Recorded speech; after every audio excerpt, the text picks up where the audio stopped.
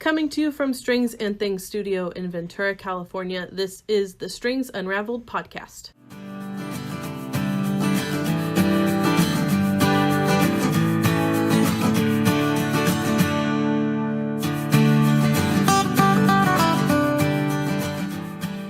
So this is our first episode. We're very excited.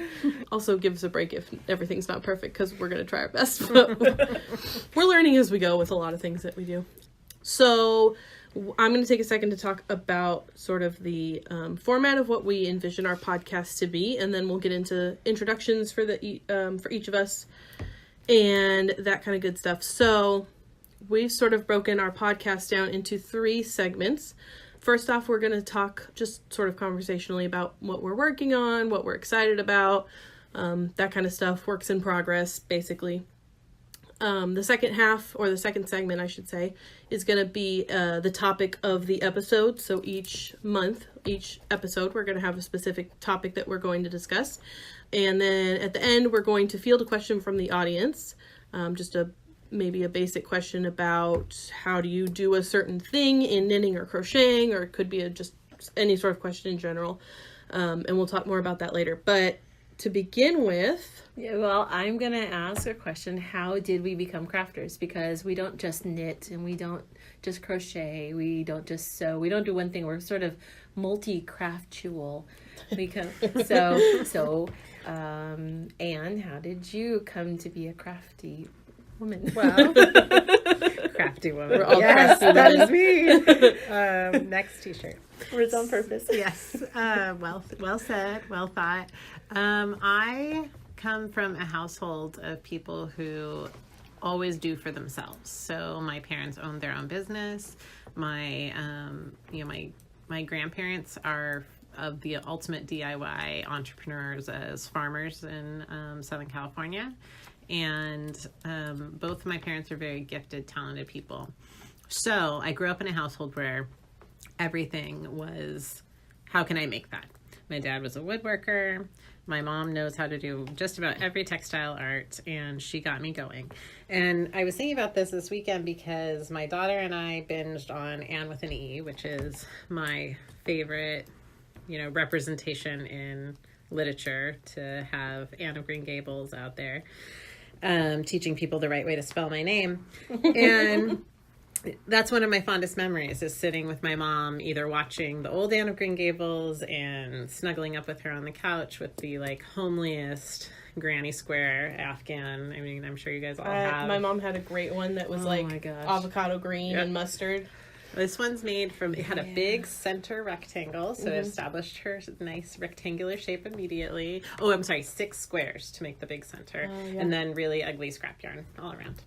And we'd snuggle under that, and she'd, work on whatever handwork she had, would be it mending our clothes or crocheting something else. I always, when I think of this memory, I'm thinking of the really homely crocheted slippers that she made us, which were very cozy, but about as homely as that Afghan. I'd sit with her and watch what she's doing and watch old movies on TV or whatever was cool on PBS, like when they played Anne of Green Gables, and just, that feeling of comfort and watching her create something that wasn't there before, which I like to say about what I know how to do is I take basic materials and make something that wasn't there before. So my mom liked to say that a lot of things in our life we would have never had if they didn't have that magic at their fingertips to build furniture or pour concrete or make a business or sew, crochet, cook. So just watching my parents and the comfort and love that I saw through what they made me want to learn how to do all those things, which I don't know how to pour concrete. I made my husband do that. I don't think it sounds that hard. I don't think it's that hard. I remember watching my dad do it, and he would sit out there for hours just smoothing it out, and it was a really satisfying sound. Yeah. That's all I know about pouring concrete. So when we moved into our house, we had to level the floors before we could lay the pergo type flooring that we put in. And my brother gave us 24 hours to teach it, 1 day's worth of work to teach us how to do all of that stuff. And so we had to be ready that day. So Kevin got stuck pouring self-leveling concrete to level our floors in our new to us house. So Kevin knows how to pour concrete, sort of. It was passable. Your floors are somewhat flat. Yeah, it did the job. Flat-ish. It did the Flat-ish job. is good enough. So I can, do simple woodworking. I definitely know how to crochet and to sew. I did not learn to knit from my mom because she doesn't really like it.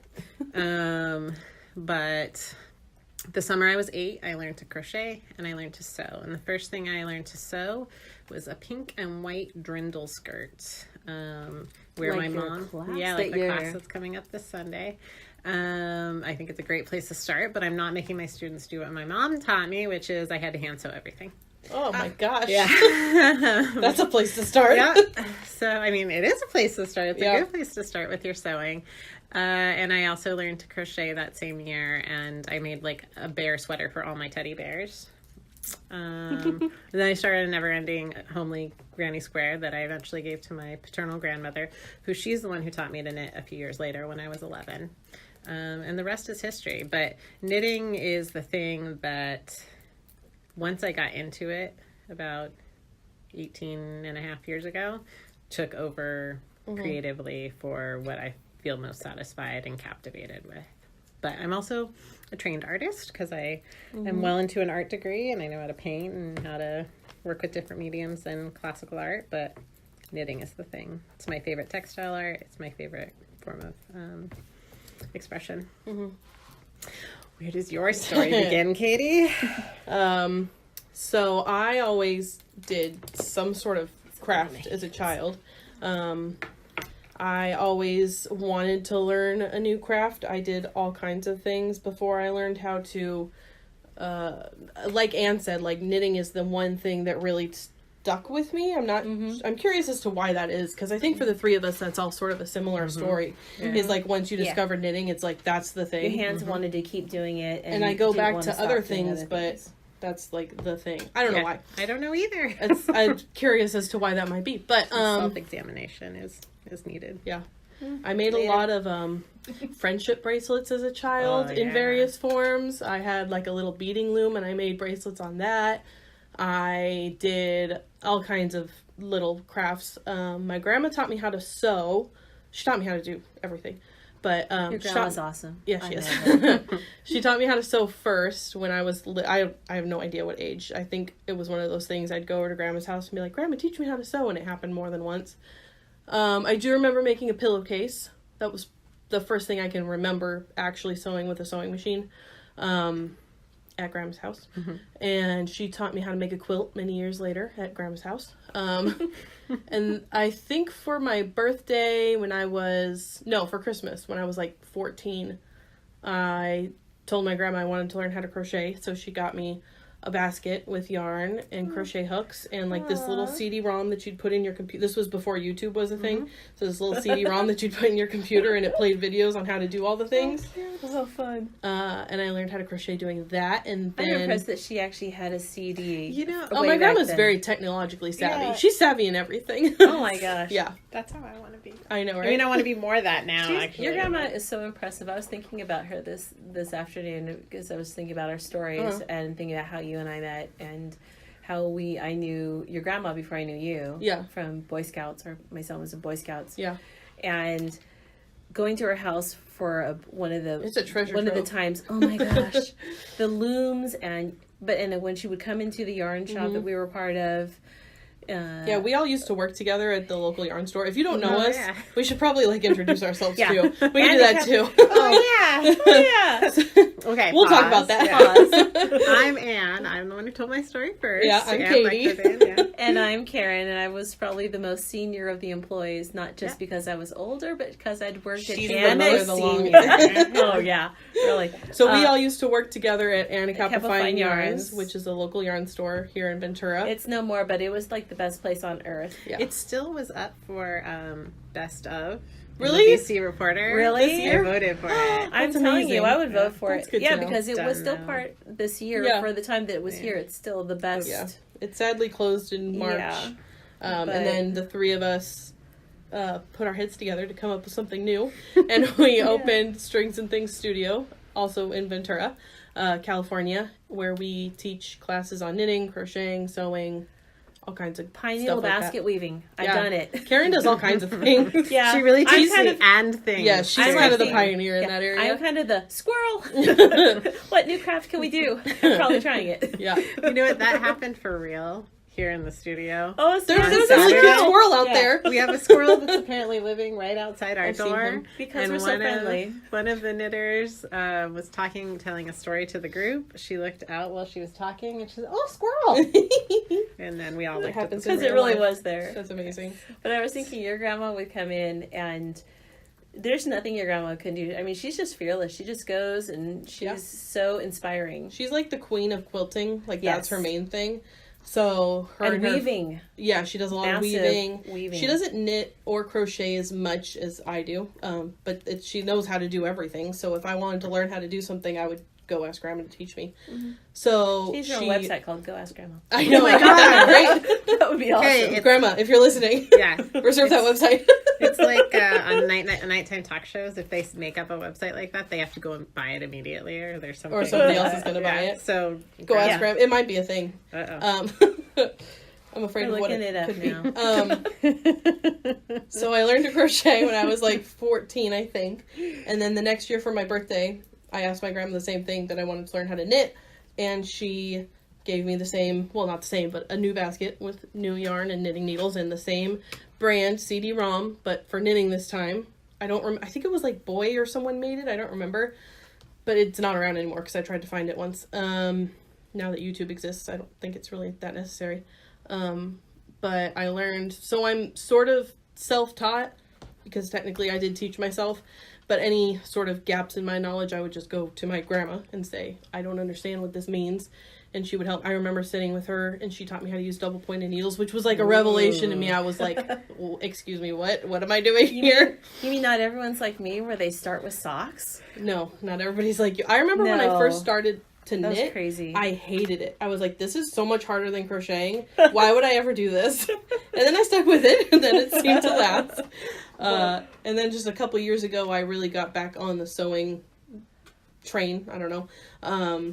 Because I've always sewn, but it sort of took off a lot in the last couple of years. I make a lot of bags and You're like the totes bag and- queen. Yeah. You come up with, I can't even keep track of all the bags you make, and Yeah. I want to make those bags because you find the best fabrics. I've done garment sewing and I've made quilts, but I think like each of the three of us has our own little niche area, and I just really like construction and that sort of aspect of it, so I like making bags, but that's my thing.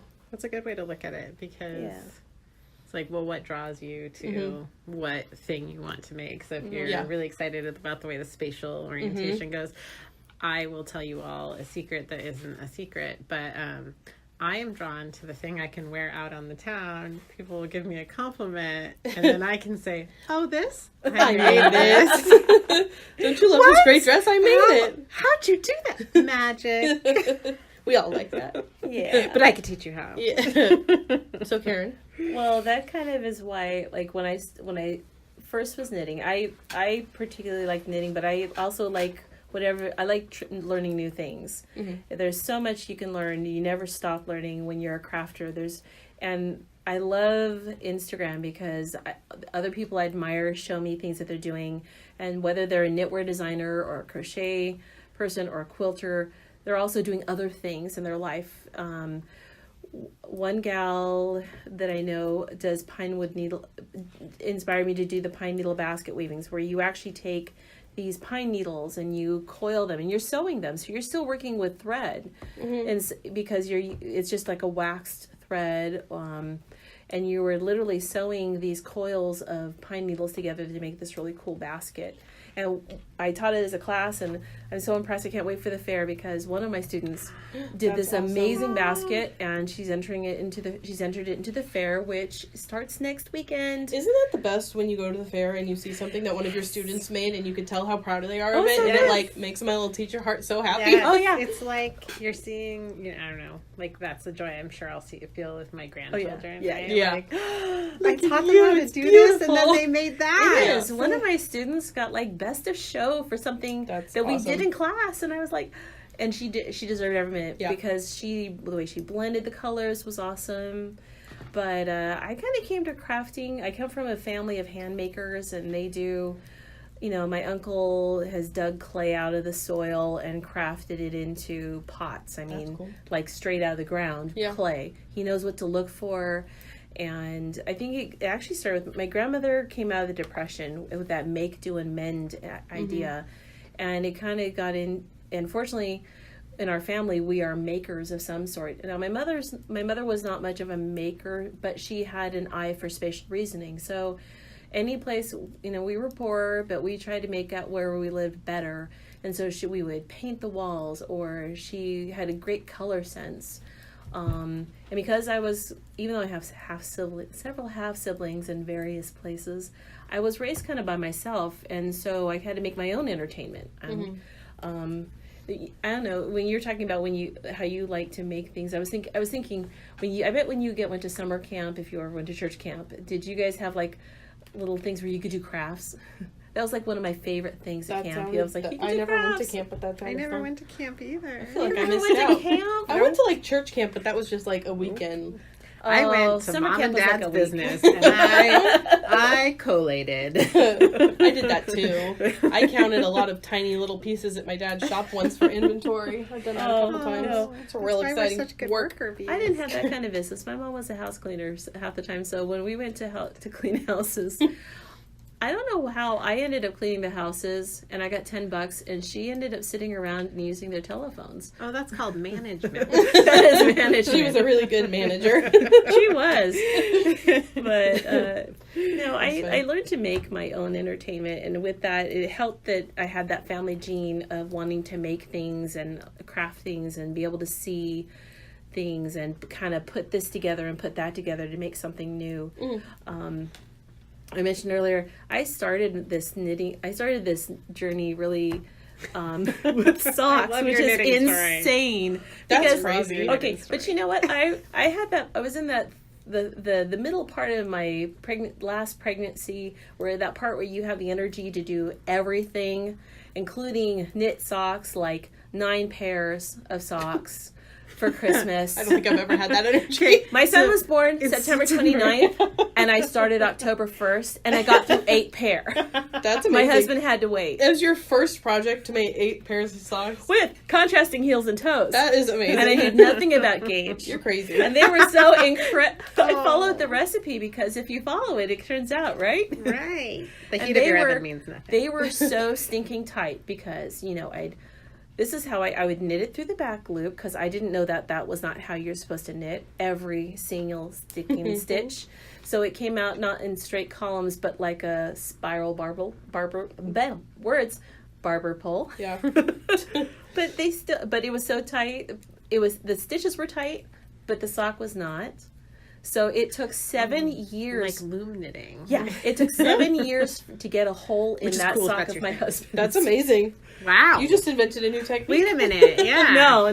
They That were might not be- necessarily comfortable. And I bet you could make them. Like, cool. when those socks say that they're machine washable, I took that literally. And so they got thrown in the washer and thrown in the dryer. What did and you make them out of?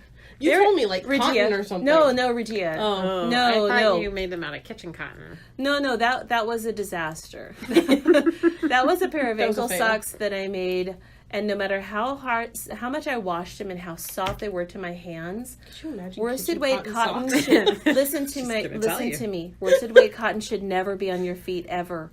You'll feel like you're walking on raw grating. It's horrible. Like rope. Because it's like rope on your feet constantly. It's not soft. It has no give. But I didn't know any better, and the pattern said that. So the yarn store owner was happy to sell it to me.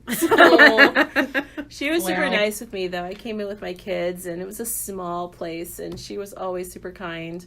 My kids knew one hand on the stroller at all times, and the other hand in your pocket. Don't touch anything. But yeah, but we talked about our favorite things that we like to make, and over time, I found that I wanted to, we all look at things and we think, well, I just want to tweak the pattern a little bit. I want to tweak a little more. Before you know it, you're designing something. And So I do design patterns on knitwear. I'm Karen Knits Designs, and I have about 36 or 37 actually published there, and at least a dozen more waiting to be published. That's Unraveling. But yeah, and I find that the things that make me happy are garments. Mm-hmm.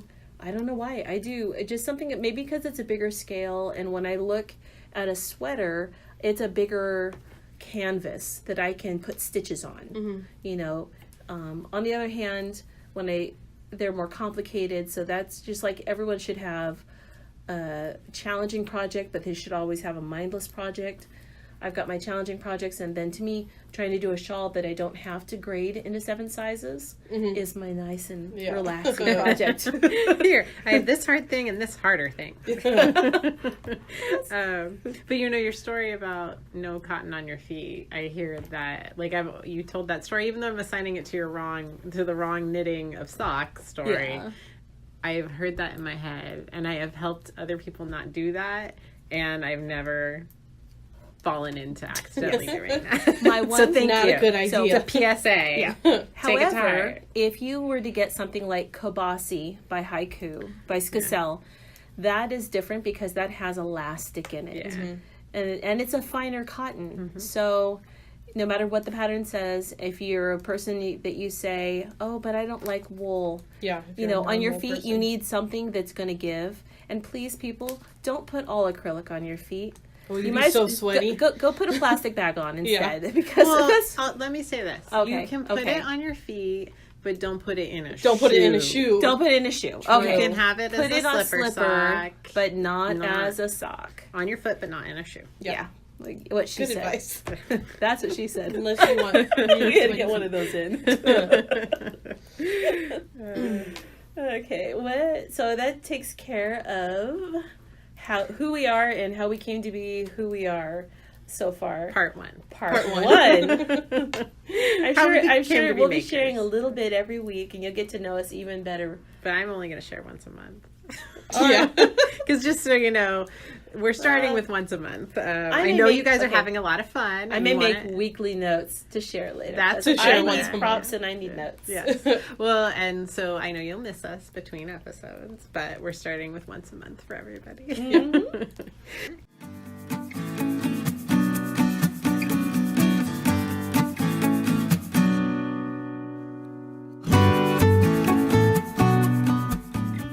So our next little segment, we're going to talk about, let's talk about what we are working on.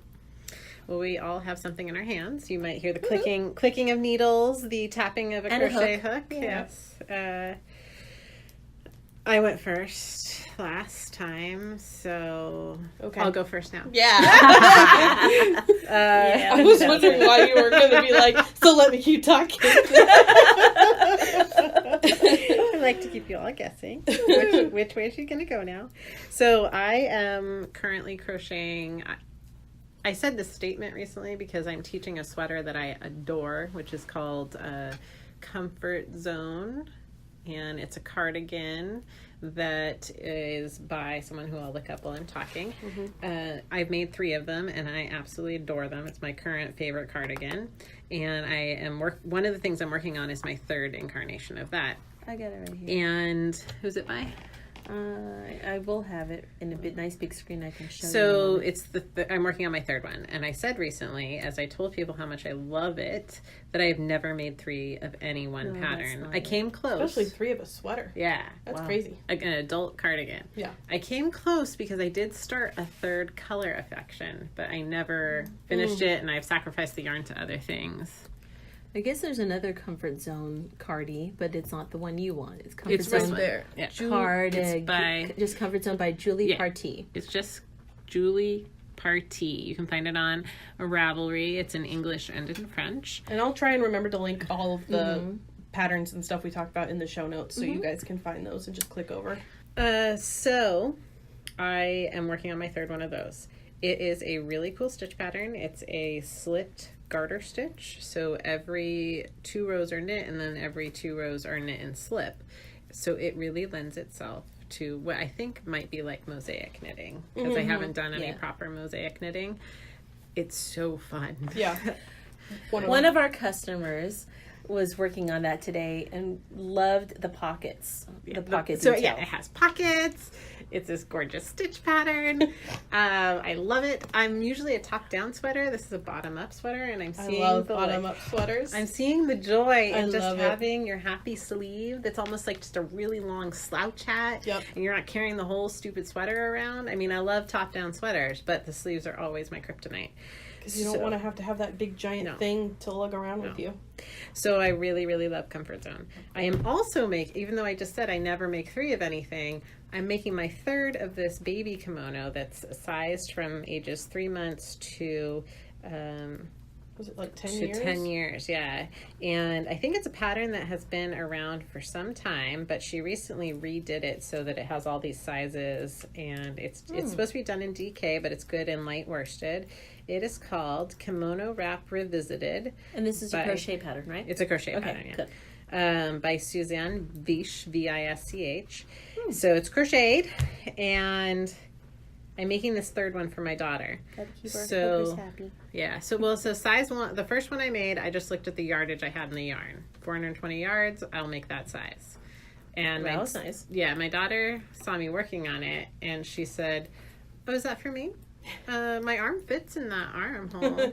So it's not for her, it's a class sample. And then I made it the smallest size because I misplaced half the This yarn is for so the first cute. one. And so I was panicking and started a second one. So I found all my yarn and I finished both of them. And now I am making a 3rd one with rainbow stripes of a sparkly yarn. Rainbows. Yeah. Oh, is that what you're working on right there? Yeah, that's what That's this so is. cute. So I it's love a, the metallic sparkle. it's a sky blue, and then these little, I think Lion Brand called them bonbons of this sparkly yarn. It's not really quite the right size, but it's because it's more like a fingering weight, but it's working out just fine. So I am working on that. And then the 3rd thing that I try to have fidelity to 3 projects and not do a 4th. You limit to 3 or even Yeah, less just, than 10. Just 3 lovers. Wait, That's less all. than 10? That's The crazy. 3rd one is called Balise Cardigan, B-A-L-I-S-E. Sorry. But no, B is in boy. Balise Cardigan by Marie Green with an E. And it's a cute little striped cardigan. It's similar to one that was very popular, called Funky Grandpa, but a totally different. I totally thought that's what you were making. Was No, another funky yeah, grandpa. it's more of a conventional top-down raglan with some kind of pretty shaping in the way that the sleeve is shaped. I still have to finish my funky grandpa. Sorry. I did have a 3rd one of those, but I have a 2nd and a 3rd, and they're like both not finished. So again, I rarely complete 3 of anything. So this sweater is really fun. I have this great yarn I bought from Atomic Fiber Company that I really admire that yarn maker, because at some point a few months ago she said, "Hey everybody, you all follow me and I just posted all this new stuff on my Etsy shop, but nobody's bought anything and I have bills to pay." So for me, I love that. like the sum cool. of what she said was, for me to stay in business, I need you to buy things. Yeah. So could you buy some stuff? Yeah. And All she's right. right. If I saw that, I'd be like, I will go buy something. Yeah, so I did. I bought this gorgeous green, foresty green, army green color that has speckles of cream and pink and fuchsia and purple and yellow, and it's doing exactly what I want it to do in the sweater. It's perfect because I have a cream background with it.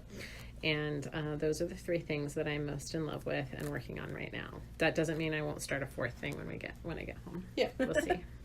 Who wants to go next? I will say, somebody told me, they were like, "Oh yeah, Anne's working on this sweater and it's like cream colored or off-white and it's got stripes of other colors." And I was like, "Oh yeah, that's another Comfort Zone." And they were like, "No, it's not that." And I was like, "Yeah, it is. I know. I saw her working on it." And they were like, "No, I think it's like fingering weight or something." And I was like, "Oh, I'm wrong. So I think you have 2 sweaters in that same color palette?" Well, similar. So I wanted a cream Comfort Zone, but I kept saying, I can't be trusted with a cream sweater. And then I'd bring out the one the stripe one, the Balise, and it's cream with this green stripe. Right. But it's not a totally cream sweater. So when I spill coffee on it, You hope it's going to land in that yeah, little stripe it'll land of in green. the green stripe. But because I'm jealous. I like of, how you say, "I will spill coffee." Oh yeah, it's gonna happen. I mean, today I had a pen explode that I love at work, and I just very lucky it didn't land on my new clothes. Like, Yeah. ugh. So it will get stains on it. So the Comfort Zone I'm making is actually tans, It's this third one is a tan Cascade 220 and Silk Garden. I think it's color 254 or color 54. Is that like the neutrally one? Yeah, it's browns and black and yeah. tan. I think it'd be amazing in cream with that discontinued color. That's the creams that Oh, Silk Garden yeah, went through. that's a good one. Should be so elegant and pretty, but good luck finding it. And again, no cream sweater, Anne. Maybe after this one, if you can be trusted, we'll let you Maybe. make another one. We'll see. We'll all find out. I'll have a report. I'm ripping something out. So I am currently knitting on a sweater. Well, it's a t-shirt technically. The pattern is called the V-back tee, and it's not currently released yet. I'm testing it for a friend. Fun. It looks amazing. It is super What fun. colors are those? Because that is really amazing. So it's a if you 5 could say amazing color. a few more times. It's amazing. Well, it is amazing. Yeah, So it's call it like it amazing. is. It's a 5 color fade, and I happen to have 5 colors of Malabrigo Machita in my stash that I intended for some sort of fade project. And they are Mandragora. If I'm pronouncing these wrong, it's because I don't speak Spanish. I think it's Spanish. Illusion. Which is This- not a Spanish word. Illusion. No, Illusion, yeah. Illusion, that's right. This is Sabiduria, which is a great purpley color. I love Sabiduria. And then I have, I think this one is Musas, like Muse. That's like blackish Yeah, almost. it's Black, got like purple, navy. blue. And then at the end it'll be Eggplant, which is like a purpley toned, Black. blackish grayish kind of color. Gorgeous. Musas. Good call. Musas. I've told enough people what color they are, so I sort of remember. So yeah, it's 5 colors faded. It's a short sleeve like t-shirt. It's got this great V that runs down the back, so it looks like a crew neck from the front, but it's got like a V neckline on the back, and it's shaped with like an increase along the center spine. And right now I'm in the middle of a short row section to sort of even it out. It's a really fun pattern, and I'm hoping to teach it as a class. The pattern is not released yet, like I said. I will link to the Instagram handle, or I guess I could link to her blog too. She's got a great blog. Her Instagram account is Knitosophy. I'm not entirely sure how you're supposed. Maybe it rhymes with philosophy. I think it's supposed to be like knitophacy. philosophy. Yeah, something like that. Sounds Knitosophy. The philosophy of knit. Something like that. The osophy. Her name is Jamie Hoffman, I think. I know it's Jamie. Here, we can look that up. If only there was some source at the end of our fingers that we could type and All get human information. knowledge. So I'm like halfway through with that, and it's a really fun pattern. Oh, it won't matter to look it up because it's not released yet. I listened. It's not going to be there. And Katie will link it later. Yeah, I will link to it. Yeah. So I'm knitting on that. I also, this is like the only thing I'm currently working on because I have a deadline for it, so I need to have it done by August. I should probably remember. I think it's the 18th. That's a good day. That's your birthday. That's my birthday. So I need to have it done by Anne's birthday. Send your cards to Strength of Things in Ventura. Anyway. So this is the only thing I'm actively working on. I have lots of other projects. People ask me like, how many projects do you have? I'm like, I don't know. Can I don't know. Can I interrupt your list? Yes, you may. Because this is another. Your face got very excited. This is okay. I'm gonna offend somebody because every time I say this, I offend someone in the room, but it doesn't stop me. So when I've been someone with you long enough, you probably won't offend me. good, Good. oh, challenge accepted. When Challenge accepted. someone asks me how many unfinished projects or how many projects, I mean, I've gotten to answering just the 3. Yeah. When someone asks how many projects do you have going, how many unfinished How many projects things on the do you have? needle? Yeah. Oh. I don't ask those Oh, questions. well, Come because on. here's how I feel about that. I want to say back to that person, how much clean underwear do you have in your underwear drawer? Don't worry about it. Yeah. Are there holes in them? When did you replace your bra last? Like, that's how personal that question How is. dare you ask me these things? So, you know, before you ask someone how many unfinished things you have or how many things are you working on, Yeah, I have a lot. I really have no idea how many what that number is. I like a couple of years ago I went through everything and I decided which projects I was going to finish and which ones I was going to rip out. that was so inspiring. And I went down. It was great. I can't believe I did it. Thinking back on it, I had like 24. I think it was 24 projects that I found, which seems like a reasonable number to me. Yeah. Of like all your knitting. Yeah. No. Yeah. I think it's fine. Knitting and crocheting. There were 24 things. And I went through them and I decided which ones were like I really cared about finishing. And I chopped that number in half, and I had 12 things that were on the list of things I wanted to finish. The other things got ripped out or just tossed or whatever. I don't know. I was over it. So I finished all those 12 things, and then I was down to 0. And it was like the best. I know, right? What? It was like the best feeling ever. And now I'm probably back up to above 24, and I need to do it again. But I can't imagine going to so 0. many. It was so weird. I would go help crazy. with I can't that? concentrate unless I've got a circus of knitting going on. There is comfort in abundance of projects. I'm never going to be stuck without I'll anything. never be No. bored if I have lots of stuff People going tell me on. they like come in, they're like, I'm a woman without a project. I'm like, what does that feel like? Yeah. Who I have are too many you? things. How does that happen? It's fascinating. Yeah. Like the idea of that. Yeah. And it's because I think it puts me back to being 8 years old, because I think that would be like the last time I didn't have an active project. Like, Before you actually learned how to knit. yeah. So I have, a lot. After I'm finished with this, I will go back and finish, or work on. I am like a fiend for any of Caitlin Hunter's patterns. Yes. What's her handle? Knit Pearl Hunter? Or No, that's somebody Boyland else. Knitworks. That's what it is. Yeah. So I just finished Sunset Highway, which Oh was yeah, I so want to fun. start that. I'm so jealous It of was your so sweater. fun. Yeah. Gorgeous. I gotta say, you're such a fiend that I thought, oh, maybe y'all check this out. But I go, no, because Katie's probably already gonna be teaching it because she like loves all this stuff. Yeah. You know, but everything that she does is fantastic. Yeah, so I finished her Sunset Highway sweater, and I cast on for Tecumseh, I think that's how you say it, which is another pullover. This one is in DK weight, and it's also color work, and I'm doing it in the same colors that her sample is in. It's like a natural color with a orangey and a gray, I think. Oh, cool.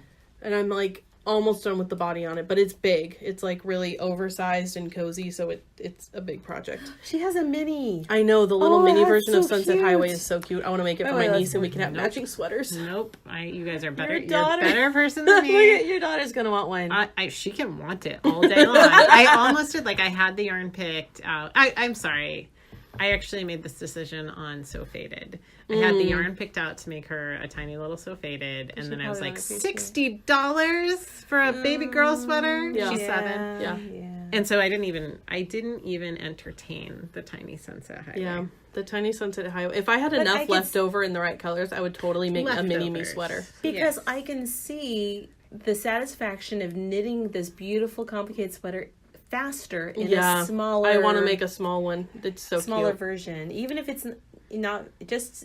You'll find someone who wants a sweater. That's fair. Is because so often I don't care about the thing I'm making. I just want the experience. of Oh, I care making about the thing I'm making. But we live like this is how I think of it. But we live in Southern California.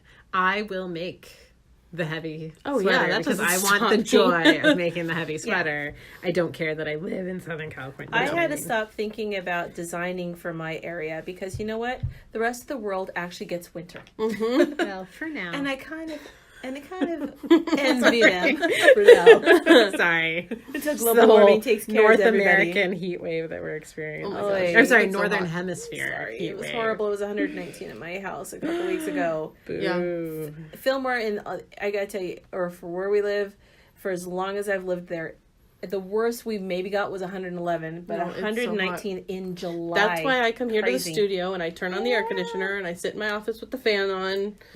It's way better. I can't think of any other. I mean, I know there's 100 things that I'm also working on. Well, it doesn't have to be knitting. What other kind of crafty Yeah. things are you What doing? did you finish today? I made. Yes. I have been also. I'm obsessed with the Boyland Knitworks patterns, and I'm obsessed with all of the sewing patterns from Noodlehead.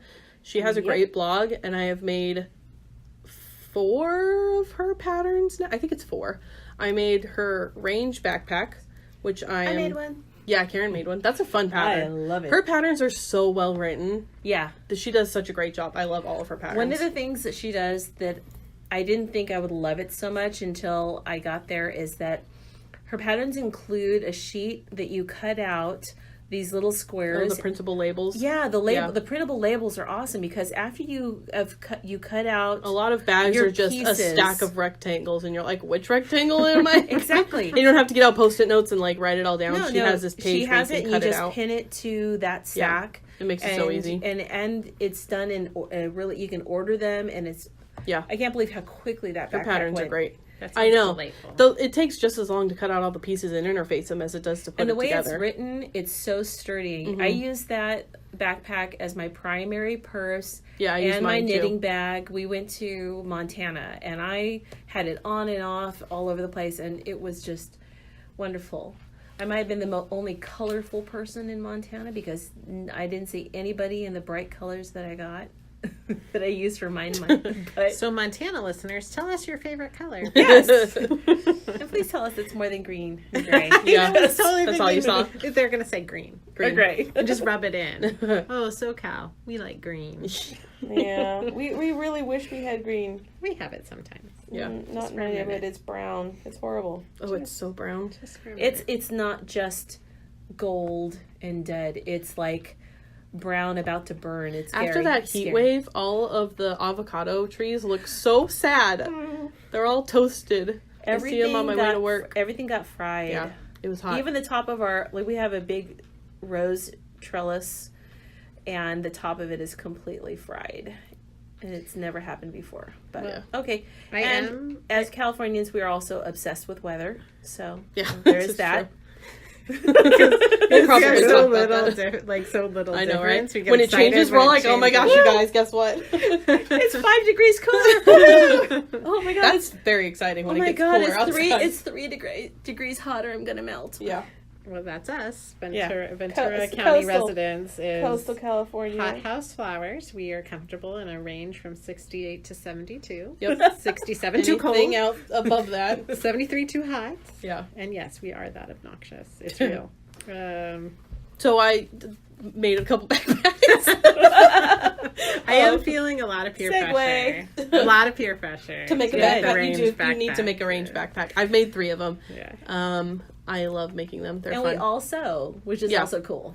So I made her range backpack. I made her poolside tote. I also made 3 of those. It's like this giant. You saw me come in, Karen. Okay. When I came in, goes, I didn't realize your bag was that big. You showed a picture of it next to some greenery, plant, yeah. a plant, and I had no concept of the scale. The poolside tote And is you- a giant tote bag. And you walked in the door. And I'm like, you could just wear that as a backpack. Not really. I mean, no, as a sleeping bag. Yeah. It's just huge. I put my nephew in it one day because I could like, lift him up. It was pretty funny. It's this giant tote bag. It's like made wonderful. for like taking to the pool or at the beach. I made one for my sister, and that's what she uses it for. I use mine when I have to haul all my junk to and from the studio, like on the bus. You could see me with my giant zebra print tote bag. It has its own seat. And her It does. It needs its own seat. her coffee that she sneaks And my coffee, I in have to on sneak the on the bus. The bus driver told me, "Ma'am, no food or drink on the bus." And I was like, "Oh, sorry." You try to stop me. Yeah, I'm right. walking past I need you my right coffee. now. I think my sons have gotten that bus driver because they're kind of afraid of that driver. Well, But, you know, Katie's, So that's I why you need a understand. giant tote bag. Yeah. Katie's a Sneak it. problem solver. Rules. So the poolside tote, More I of made a a couple of guideline. those. I made her minimalist wallet, which was fun. That was easy. It was it didn't take very long at all because it's just That's small. the name. Yeah. And I have tried making wallets in the past, but they didn't have the right sort of construction, so they weren't really sturdy. Her patterns use a lot of interfacing and hardware and stuff like that, so they're fun for me because I like the construction aspect of it. But and then today I made the something tote. Hold on, it'll come to me. The You told me, and I I already know forgot. Explorer tote. That's what That's it's it. called. Her Explorer tote pattern, and that one comes in 2 sizes. I made the smaller of the 2, and this was the first That's time. a smaller. This is the small. I know, right? I made the That's- smaller one because I wanted it to fit the laptop, and I measured it, and I was like, oh, I only need to make the small size. The big size could be like a duffel bag, like an Nice. overnight bag.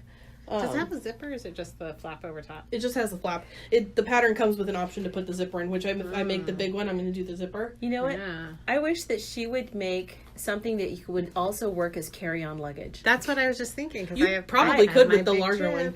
Because if it would close enough and be able to go into an overhead bin because If you made the larger version of this one with the recessed zipper, it would totally work as well. I would totally buy that. I would make that if Yeah. she would design it. You can touch it if you want to. I am touching it. So this was touching this fabric. Yeah, which this the looks first like time. hills. I like the mountains. It looks like hills. But I They really look want mountains. Katie to turn it over. No. Who's the designer of this fabric? It's the Arroyo collection from, I think it's Robert Kaufman. Okay. I don't know what the designer is. Look it but up. Yeah, Look it up, people. I'll write it down. It was one of the ones that the designer Is it when of you the said bag you ordered pattern from someplace? No, I got that at Super Buzzy. I've seen it Super Buzzy. I love our Yeah. local place. I bought this color because it was called Pickle, and I just It's a screamed great color. This was my first time using wax canvas on the bottom and on the flap, and it was a lot easier to work with, and I smell it. It smells so good. It smells like beeswax, like honey. Oh, that smells wonderful. I know, my office smells great. Which means I can't have it in my house. Why? Why? We have ants.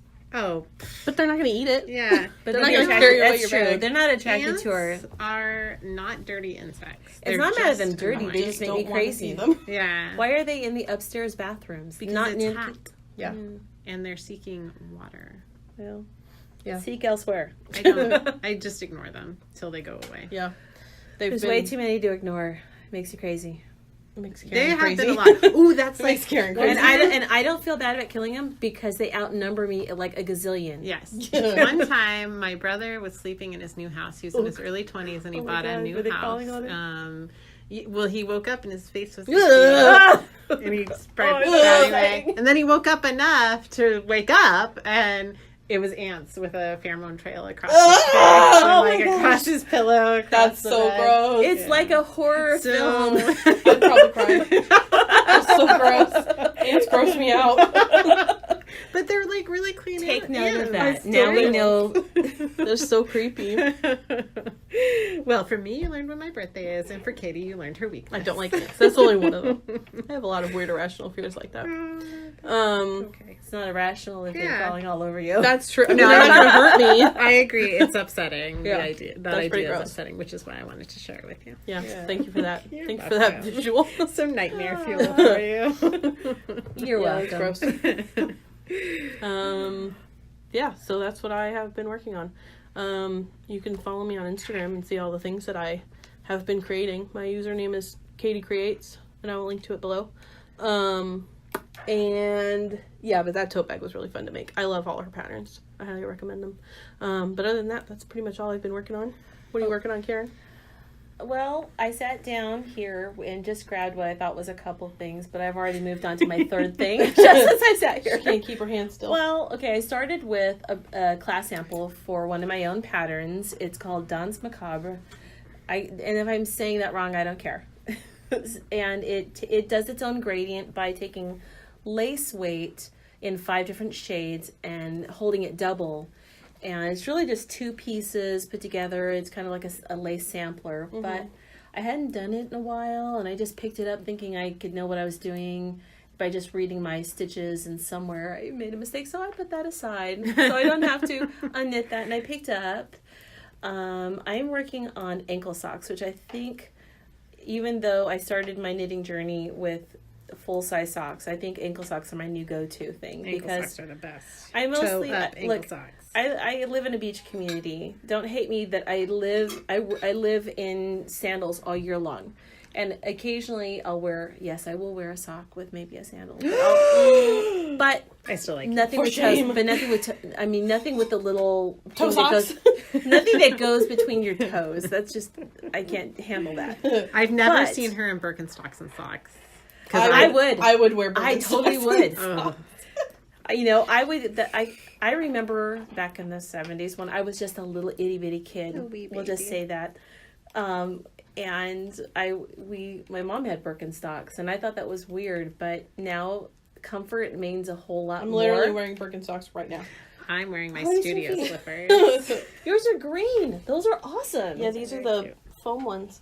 Well, see, because when we come into the studio, one of the first things we do is we take our shoes off. Yeah, I'm surprised I don't remember what I wasn't wearing shoes earlier. I'm not sure why they're on right now. Oh, because I went outside for a second. Yeah. We take our shoes off and either put slippers on or walk barefoot. And usually we have slipper socks or something. It's our cozy home. I call that my Mr. Rogers moment. I come in and I take my work shoes off and I put my studio slippers on. Speaking of Mr. Rogers, did you see that movie? Not yet. You should see it. Not it was ready so to cry. Good. Oh my god! I cried over. So long. I cried over Anne with an E last, so I have to like build up my stamina. I highly recommend. It was really so good. On my needles at the moment is I'm making another class sample of Grellow Love by Devine, and these are really neat because there's a toe up sock.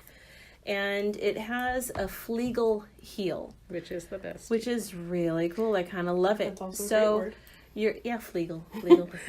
So I'm making the toes from stash of this Lorna's Laces Splatter Dash Tokyo. I love this colorway. It's kind of like white and gray shades, and it's got flecks of red. This looks like Lorna's Laces did a colorway called like Shark Attack or something. Yeah. Huh. And it was like blue and white like that with the bits of red, like blood in the water, I really want it. But I like it like the gray because it's like that old joke what's black and white and red all over. Yeah. And I'm not going to say what the answer is because it's gross. Black and white. What's black and white and green? No. There's No, something no, about that's like just as a bad. frog in a blender is the punchline. Yeah. Oh, yeah. I thought it was a newspaper. No, well, that would be the right one. But Yes, when we but were there's- junior I high, know we did there's the a- gross one. Oh, I don't know that one. In junior high. Maybe it's late elementary school. Yeah. Gross. Yeah. But I thought I would try a new yarn, and so I got some Bounce and Stomp by Nerd Girls, and I kind of love it. I made a crocheted sample out of it what is it called, the Humbug Scarf, which is also a really nice pattern, and I'm making Grellow Love from it, and it has is it merino? Let me look at that label. 75-25 superwash and nylon. But it doesn't feel like, it feels creamy, like it's got cashmere in it. It's just because of the way it's plied. It has a nice soft squishiness. You need a certain squishability in a yarn, but it also works really well in a sock. I'm working into the sock, so I'm loving this colorway called Star Spangled Avenger because it's perfect. It's perfect because it's kind of like dark Captain America. So were you Team Captain America or Team Iron Man? I'm Captain America. I'm like 100%. I don't love Captain America, but I hate Iron Man. I have to be his virtual high five on that. Oh, well, I do admire Captain America's like steadfastness and fidelity to his dear friend. Yeah. Yes. This colorway has red and blue, but it has all these shades of gray, so it's kind of got this darkness to it, and I love it. But when I'm almost to the point where I've made increases into the gusset, and then when I'm almost to the back of my very long foot, then I'll do this Fleagle Heel, which I learned just for this class, and it's also in a contrast color. I love Fleagle Heel. The great thing about these ankle socks is that you can make a couple pairs out of. Because of the contrast yarn, I'll have enough left over to make 2 pairs of socks in opposite colorways, or if I want to I can use the one color for the toe and the heel and still have enough left over to do something else with. So it doesn't take much. I see you're working with the flip sticks from Addi. Do you like those? Because I was tempted to buy a set the other day. I like them now. Yeah. But I will say they were okay. So these what are they called again? They're not. I think they're called flip sticks, aren't they? No. The flip sticks are the straight doubles. These are. They have a super point. So these are really tiny, short, circular. They're kind of like 2 circulars, but they come in a set of 3. So it's like it's kind of like needles? It's a hybrid of double point needles with circular, so it's more flexible. It did take a while to get used to them. I think I would like them. I'm not a double pointed needle gal. Too many pointy things at me, and too many potential ladders for me. I like double pointed. FlexiFlips. FlexiFlips. I could go either way. I've come to like Magic Loop best just because I love that the one tool does so many jobs. But Yeah. if I'm in the mood for sometimes I know- just get in the mood for double I pointed like needles. double I pointed. traveled with these, and I love them because they're not too long. Now, Yeah. mostly I usually like to do 2 socks on 2 circular. Can so I can see it? Yeah, so I can only do a row. Is for it me. just knitting? It will be. Just Yeah. go ahead and just knit, and I can always take that row out. I'm going to assume it's just no, a I think knit row. I think that one might be an increased row, but I Well, don't that's care. the other side. It's the other side. Yeah. Oh, then I'm gonna have to take my row out, but whatever. I can fudge it. Because I saw these for sale at Roxanne's in Carpinteria, but they didn't have my size that I use No. for socks. Yeah. Otherwise, I would have bought Okay, them. so What is your size for socks? 1.5.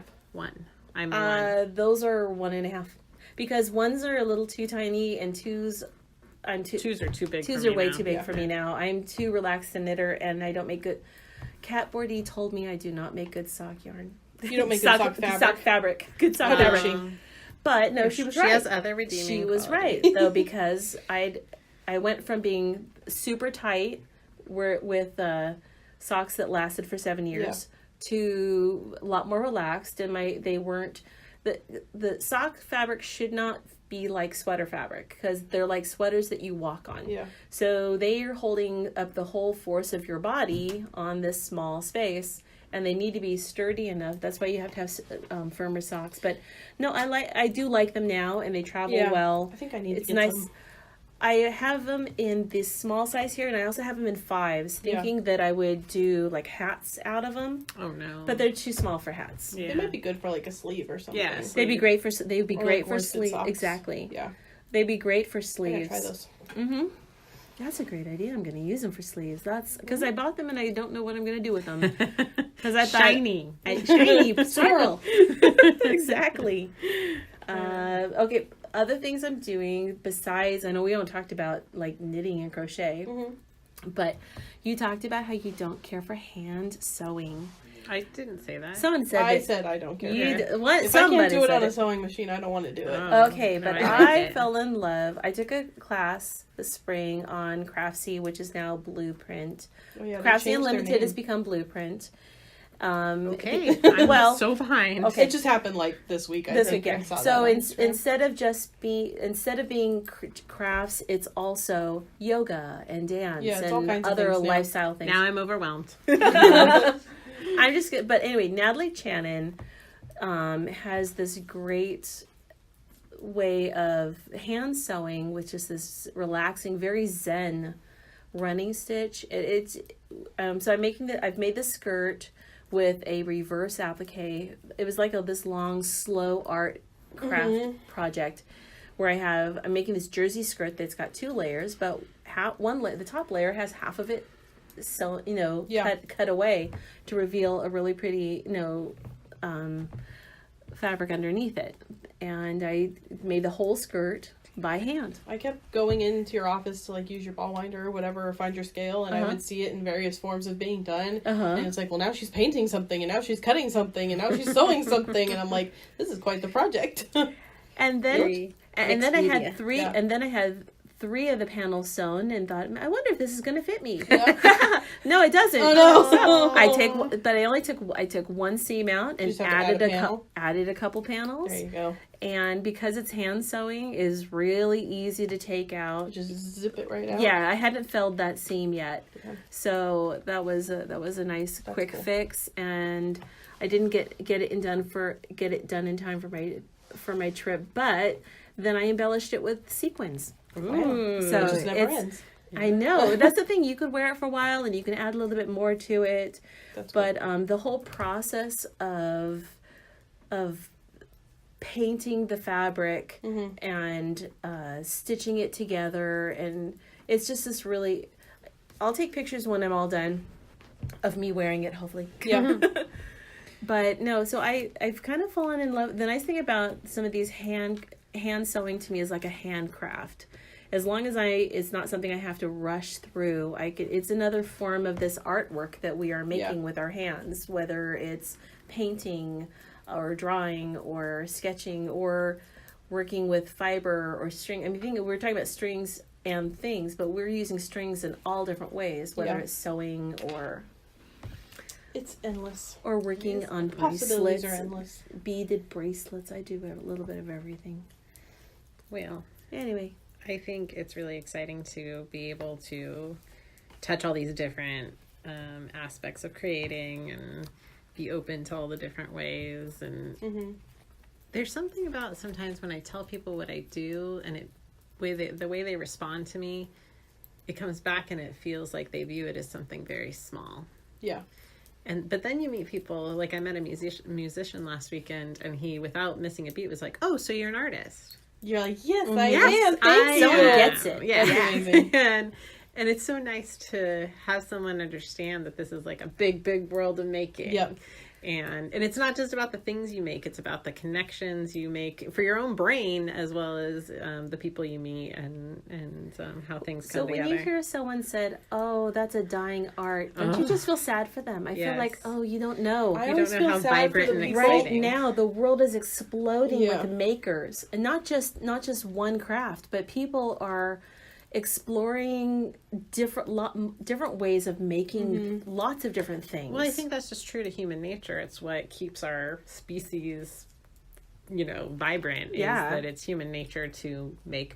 evolve and learn And make. and make. There's this Yeah. There's this billboard that I see when I take this certain drive, and it says something like, "Makers have to create at the same rate that society destroys," or something like that. Interesting. And every time I see it, I'm like, "Oh my god, you're so right." Oh my goodness. Yeah. Oh, that's cool. Yeah, I don't know I who want- that quote is by. I want I that just on a remember I've seen t-shirt. it. Yeah, I want everything on a t-shirt. yeah. I'm So a t-shirt You're queen. gonna go in with your puffy paint right now. And I don't do puffy paint. She'll do some fancy applique yeah, or yeah. something. Very She'll come up complicated. I'll come up with a mineral stencil. painted. That's true. I t-shirt. burnt my fingers on my stencil cutter, Oh my goodness. but I kept on going. I just put a Band-Aid on it and keep on going. Those are precious fingers. Be careful. Yeah, So, that's what my family said when they gave me the cleaver for Christmas. I Don't- also Don't take any fingers off. You can have this, but we expect you to have all your fingertips by the time we Can eat you be dinner. trusted with this? my family gets scared because I like to cook and I like to have the right kind of tools, and I like making bone broth, and I just love my cleaver. It just goes right through the bone. It's just scary. My family. I have never had the urge to have a cleaver. And I want to I also collect just other don't cook, knives, so. but they're useful. Look, they're useful. They have You a gotta have purpose, the right and tools for any sort of project. That is I can understand absolutely that. I can true. appreciate that. Absolutely. Well, But a butter knife will work for a screwdriver in a pinch. that yes. That brings me to my favorite. The godmother to all of us, creative maker podcasters, Brenda Dane. Yes. When she had cast on for a while, she had the Girl Scout or Fireside Girl badges for knitters. Where my I remember favorite that. badges were, there was like a MacGyver set of badges where you took a non-knitting object and you used it for a knitting tool, and then you took a knitting tool and used it in a non-knitting. That's great. And that's actually a psychological disorder to not be able to do that. To Really? never be able to think a butter knife could be a screwdriver. Yeah. Or a hammer could be, a shoe could be a hammer. Right. So I always want to meet that person who can't see think those outside the box things, like because that. all I can do is think outside of the box. I wish I could get in a box just for a day, Just to make just your to turn the see brain what's off. just in for there. the novelty of it. It would be like being projectless. I don't Yeah. know if you could handle. I couldn't handle it. I'd be clawing my way out of the box. I remember I don't want the limitation. I like the box to be a guideline. This But- is the shape of a box. Okay, It has but this my cube has this many but sides. my box does not have solid walls. My box I can see beyond, and I can work around my box or in or out of my box. My box never is inside my my box. guideline. I'm like running all around the box. This is my box, though. Yeah. Don't take it. I remember in college once I was on the bus and I was stuck I think I was knitting a hat and I didn't have any stitch markers. But paper clips work really well as stitch markers. They're very good. My favorite, because I think it was near the time of that podcast, and I was like, "Ooh, how can I be innovative?" We were flying somewhere on Southwest, and they have those really cute stir sticks that are red with a little heart at the end. They work as cables. Cable needle, very good. Or not that great as a cable needle. Kind of flat. Because you need both ends open. Oh, yeah. But a stitch holder. It's a great stitch holder. So I was like, these are so cute. I'm going to save it. And then my husband, who I think we were newlyweds at the point, he asked... What's this? No. He said... He asked the stewardess if they could give me some. And I got like a whole bag of them. Oh, newlywed. How cute. He's since That's learned awesome. to not encourage me to get more stuff. Yeah. But he enables me fine. We both like each other to pursue the things that we're interested in. That's true. He's a But very good sometimes you partner. don't need any more stuff. That's right. But don't tell our husbands that we just acknowledged that. Thank you. Yeah, my husband will listen to this podcast, so I'm being Also, careful. we all have new rooms that we can fill with stuff. Yes. We each have our own individual offices that we can fill with whatever stuff we want. It's almost full. Oh, yeah, I know. Have you seen mine? But that's okay because it's encouraging me to dang. use my stash. Yeah. So I'm That's really true. working through the things I own already, which is very satisfying. So I'm not finishing things though. I'm just starting new projects. True. Well, the one thing about having class samples, I still like. I want I've kind of gotten that way about quilting. I've got at least 7 different tops now in the process. I like to cut the pieces and eventually I'll start sewing them. Or also a few of the squares just to get the experience, but maybe not go beyond that. Eventually I'll put all those squares into some hodgepodge quilt. But I forget where I'm going with that. I just lost my train. Well, you just want to make things. But I just want to make things. there's I can never remember the issue of Vogue Knitting, but Vicky Square wrote one of those one-page essays in Vogue Knitting where the sum of it, like the thesis, was start as many things as you want. Yes. Feel no guilt in starting things, even if you were never going to finish that thing. Because you're learning something about it in the process. Like the desire to start that you need to follow that. Yeah, you shouldn't so deny you that. know- yeah, you have I to learned follow that. entrelac in the round on a sock, and it was great. Did I ever You go? love to torture yourself. Yeah, that sounds No, awful. no. No, it's great. Let me- It's great. I never got very far in the sock, Okay. but I you started learned it. entrelac in the round. Starting projects is the best part of anything. I I know. love that part. That's like kinda I like- like finding the pattern and then planning the yarn and then getting my gauge and finding my needles and figuring out what project bag it's like. I love all of that stuff. And then I cast on and I'm like, hunter gatherer. Oh, again, very primal. Yes, I like that.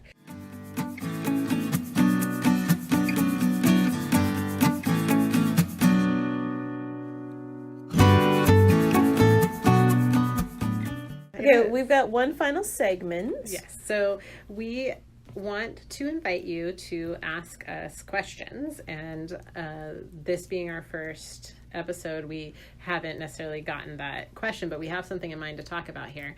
So in the future, we would love to hear from you and ask us just about anything, because How can they get a hold of us? Send us a message to our... oh god, I don't know how people contact each other in this day and age.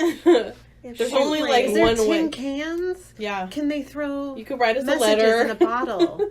Oh, I Your think carrier pigeon probably knows where the feel it. studio I is. think they could email. I don't... I don't... No. God bless you, Karen. Find our squirrel and tie a message. Tie a message to us back. Oh, that's a name our squirrel. Messenger squirrel. Oh my god. Oh my goodness. So you can email us at stringsandthingsinfo@gmail.com. You can send us a direct message on Instagram, which is Strings and Things Studio. You can check out our Facebook page, which is Strings and Things Studio. And You can also You could contact us pop- through our website. you can contact us. We have a contact us button on the website, stringsandthingsstudio.com, or just come on in. Yeah, I mean, if you're you all local, live come in and Ventura, ask If you're us a local, question. can say, yeah, I'm curious about this.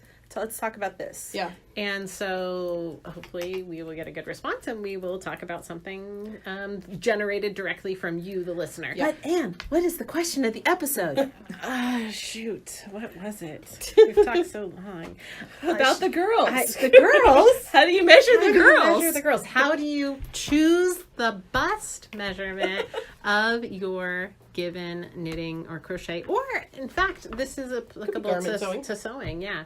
So this was a question that you got from a customer of ours. On we host stitch nights on Thursday nights, and one of our customers who threw this question out, we had a great conversation here at the knitting, crochet, making table. We invite you all to be here. How does she choose the right bust measurement for a pattern? The pattern we happen to be talking about is one with a tremendous amount of positive ease. Is it the rose? No, it's not rose. That's one a lot of people want to make. Like this one right here that says rose. Yes. Karen is very excited because Karen is a really experienced pattern designer, and so I come at it from how do I want this object to fit me, and then how do you get that information from your pattern. There's some key language to look for. Like Karen, if you were going to be choosing how to make the rose, which is a pattern by the Fade designer, Andrea Mowry. Yep. Yeah. Brilliant. So I mean, a lot of you may have looked at this particular pattern to choose. So she has both of the key pieces of language in her pattern. So how would you choose your bust size on this, Karen? What language are you looking for? I'm looking for the finished actual bust circumference, because I want to know, and then if it's a really big loose, sweater, I want to make sure it's going to fit me loose and not be snug. And the finished bust measurement is the actual finished size of the knitted garment. Exactly. One of the nice things about Rose by Andrea Mowry is she gives you two different things. She does, three technically. She says extra small, small, medium, large, but that's so vague. Yeah, those that doesn't really tell you anything. So never go by that phrasing. Like I saw something I loved. I'm actually not going to mention the pattern because I'm gonna say some constructive criticism. So I really was admiring this pattern on Instagram, and the designer gave the yardage requirements, but she didn't say anything about the bust measurements. She said it was maybe extra small to 3X. So then I said in the comment, "Oh great, could we get the bust measurements on that?" And she responded with, "Well, it's just the standard."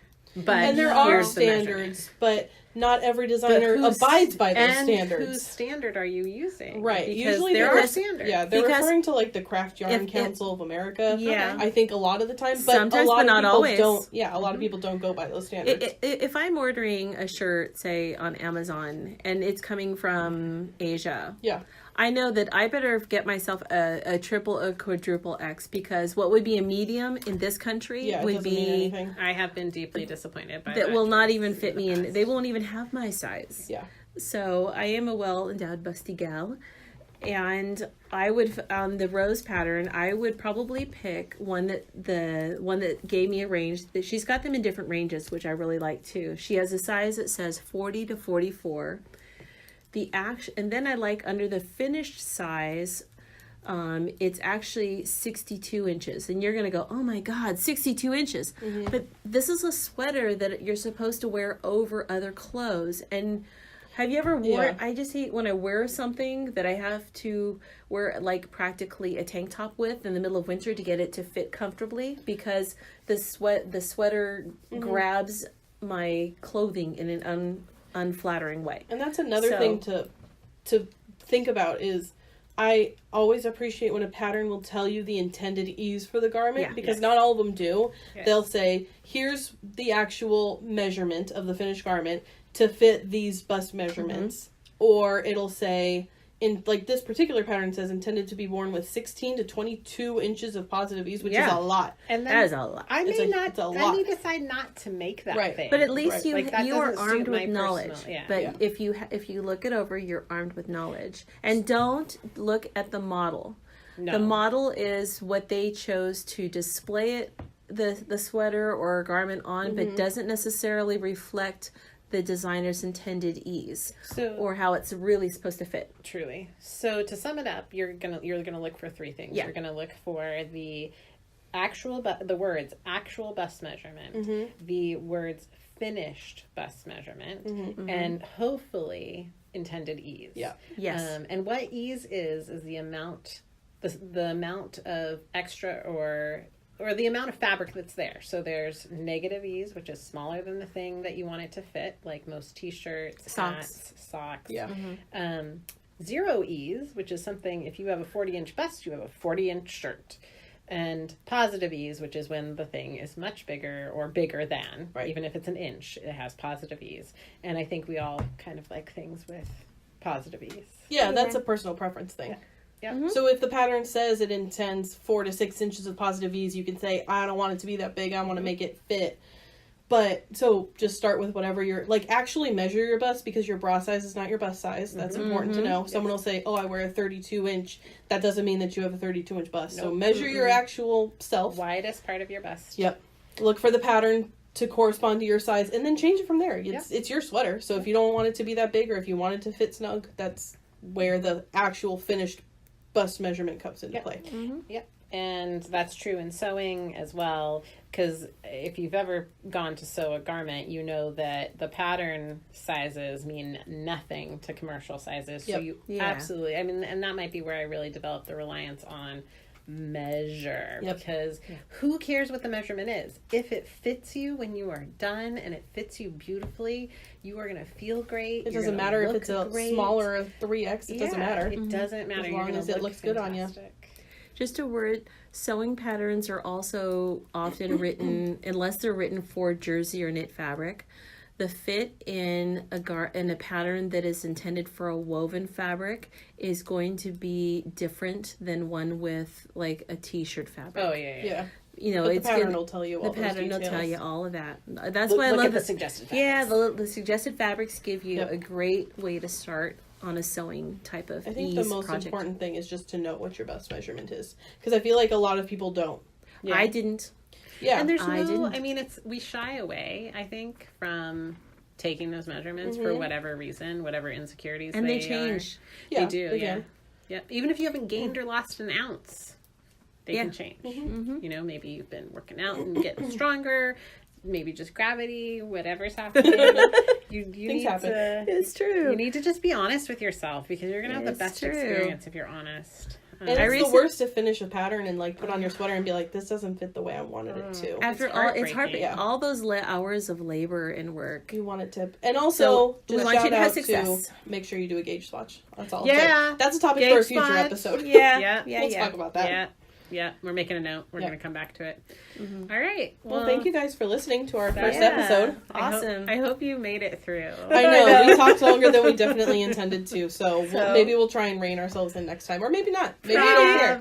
If you guys have a preference, or if you're like, this was way too long, tell us, because we want to make content that you're excited to listen to. So. And maybe we'll just make it just as long, but more entertaining.